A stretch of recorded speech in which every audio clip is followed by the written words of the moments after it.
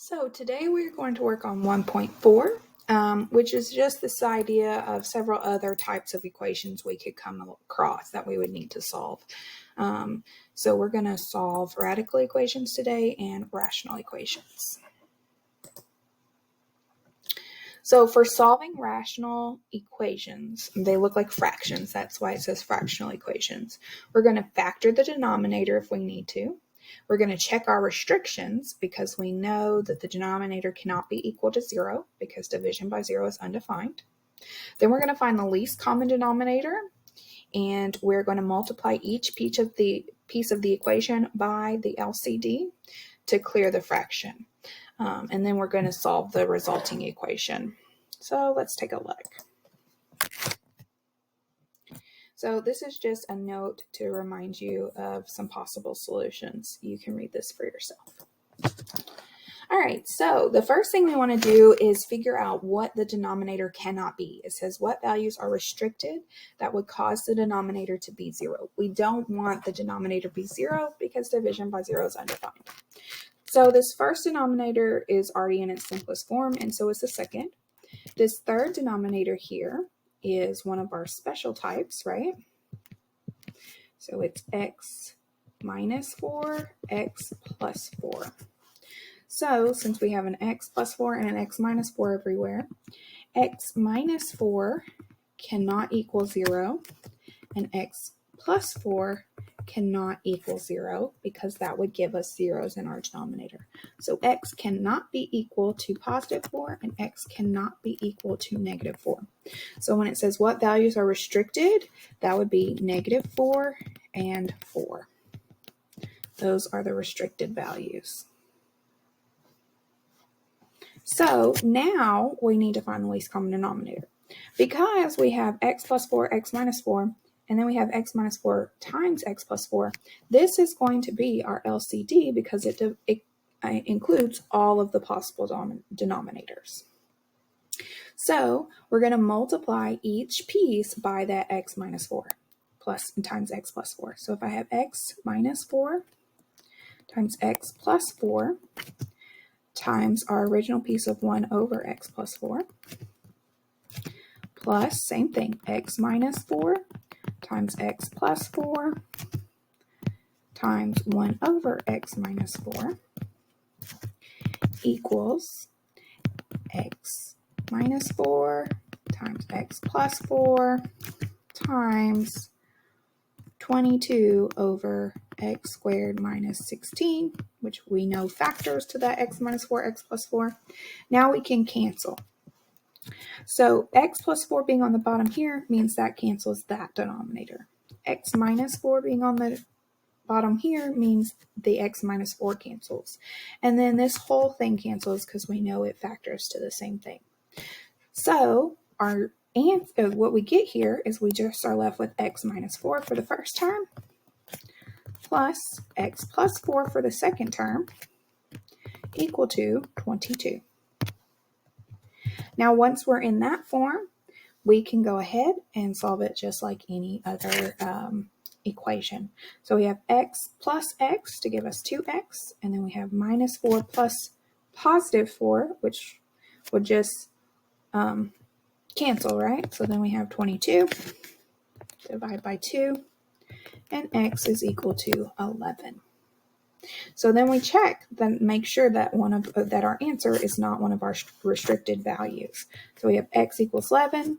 It is not a restricted value, so we're good. Our final answer is x equals 11. So let's look at another one. Here we have 8 over x plus 1 equals 3 minus 13 over x plus 1. So first, we need to make sure that our denominators are not a problem here. So we have x plus 1 as the denominators for both of the denominators we see. So x plus 1 cannot equal 0, so x cannot equal negative 1. So the value that's restricted is negative 1. So now from here, we can work through this and multiply everything by x plus 1. So if I multiply each term by x plus 1, what I see happen on this first term is my x plus 1 cancels, and I'm left with just an 8. On the second term, nothing cancels. We have 3 times x plus 1, because 3's denominator is 1, so nothing's going to cancel. Minus our x plus 1's cancel here, and we have the 13 there. So then we solve just like any other problem. So I'm going to add 13 to both sides. So 8 plus 13 gives me 21. Then I can divide by 3. So 7 equals x plus 1. And then I can subtract 1 from both sides. So we get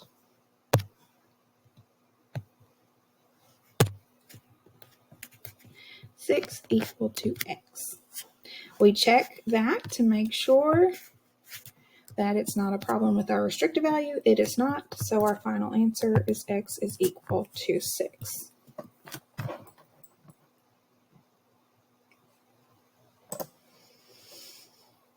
Let's look at this one together. So this one is one of our special forms that factors to y plus 6 times y minus 6.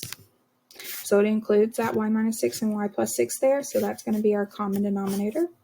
So we know y plus 6 cannot equal 0, and y minus 6 cannot equal 0. So y cannot equal negative 6, and y cannot equal positive 6. So here our restricted values are negative 6 and positive 6. So if we want to multiply by the LCD, we're multiplying everything by y minus 6 and y plus 6. So then here, y minus 6 and y plus 6. And here, y minus 6 and y plus 6. I'm going to go ahead and put a line through that so you realize that that is already in its factored form right there. So when we look at canceling, here y minus 6 cancels, and we're left with 2y times y plus 6. Here, the y plus 6 cancels, and we're left with minus 12 times y minus 6. And then here, they both cancel, so we're left with 144. So on this one, I need to go ahead and multiply everything out because I have a lot going on with these y's. So I get 2y squared plus 12y when I distribute this 2y to both terms. And then I'm going to distribute the negative 12 to both terms. So I get negative 12y. A negative times a negative will give me a positive. 12 times 6 is 72. Then we have 144. So here we can combine like terms. We have 12y squared. This 12y minus, or 2y squared. This 12y minus 12y cancels. So we have plus 72 equals 144. We can work this like the square root method. So I can subtract 72 from both sides. We get 2y squared equals 144 minus 72 is 72. Divide by 2. I'm going to finish right here. I get y squared equals 36. So take the square root of both sides. I get y equals plus or minus 6. I check that here. Y plus or minus 6 and minus 6 plus 6. Neither of those are possible answers because we know that our answers can't be that. So when you get answers for your equation that are restricted answers, the answer is no solution. Okay. So this one I'm going to let y'all try on your own. Again, you have your annotated notes in Blackboard, so you will be able to check your work and make sure that you are correct. All right. So let's look at radical equations. So radical equations are equations that have roots in them. So square roots, cubed roots, any kind of root can be a radical equation. And so this is the process for solving a radical equation. I'm not going to read this to you. You can read for yourself, but I am going to model it for you. So let's look at a couple of examples. So here we have 8x minus 17 equals 1. Our radical is already the only thing that's on one side. So we're in a good place. We can go ahead and square both sides. So when we square both sides here, we get 8x minus 17, because the square cancels the square root, equal to 1 squared is just 1. So then we solve just like we would any other equation. I'm going to add 17 to both sides to give me 8x equals 18, and then divide by 8 to give me x equals 18 over 8. So 18 over 8 reduces, right? They're both divisible by 2. So we get 9 over 4. So now we have to check the answers with radicals, because we can get what's called extraneous solutions, which means solutions that come from the fact that we end up squaring things. So I'm going to check this answer. So when I check it over here to make sure it's a valid answer, I'm just substituting it back into the original formula. So we had 8 times x. The x we found was 9 over 4 minus 17 equals 1. So we need to solve the left side and make sure that it equals 1, which is the right side. So if I do that here, I know my 8 and my 4 can cancel, and that 8 becomes a 2, and my 4 goes away. So then I have 2 times 4 gives me 8, or I'm sorry, 2 times 9. 2 times 9, because the 4 is canceled, so I just have 2 times 9. 2 times 9 gives me 18, minus 17 equals 1. Well, 18 minus 17 is 1. The square root of 1 is a solution for that. So we are in good standing. So our final answer is x is 9 over 4. So let's look at another one. So we want to solve the following radical equation. So first we need to make sure that the square root sign is the only thing that's on the left-hand side. So I need to subtract 9 from both sides.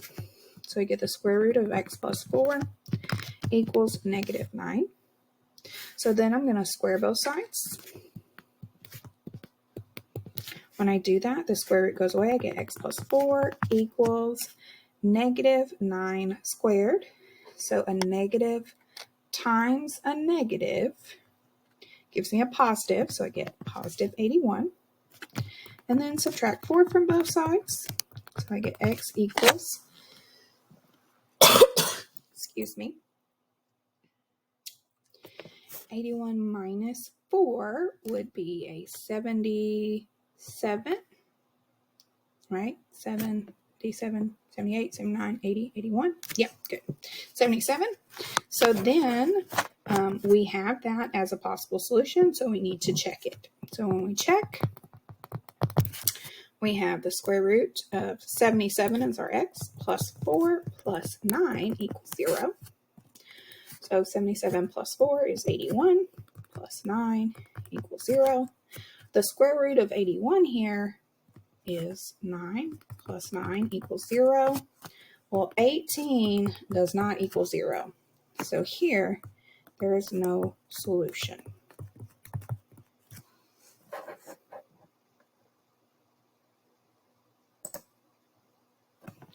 So we're going to solve the following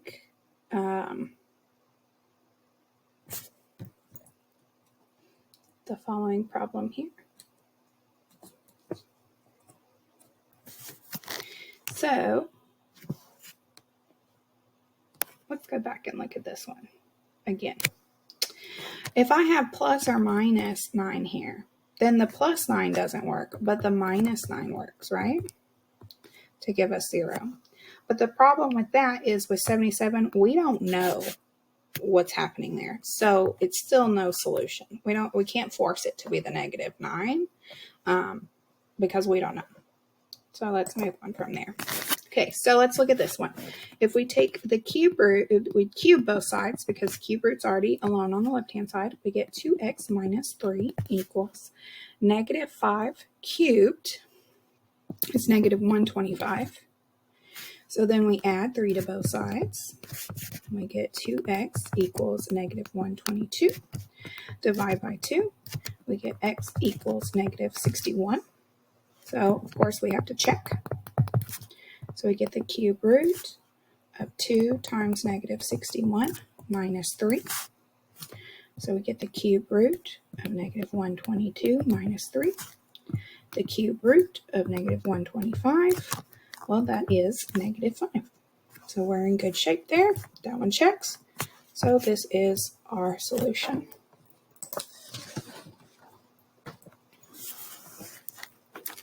All right. So this one I'm going to let you, no, let's go ahead and work it together. I'm going to subtract 2 from both sides to isolate my cube root, 2x plus 9. And that gives me 6 on the right-hand side. If I cube both sides, I get 2x plus 9. 6 cubed is 216. I subtract 9 from both sides. I get 2x equals 207. And then divide by 2. I get x equals 207 over 2. So I need to check my work. So cube root of 2 times 207 over 2 plus 9 plus 2 equals 8.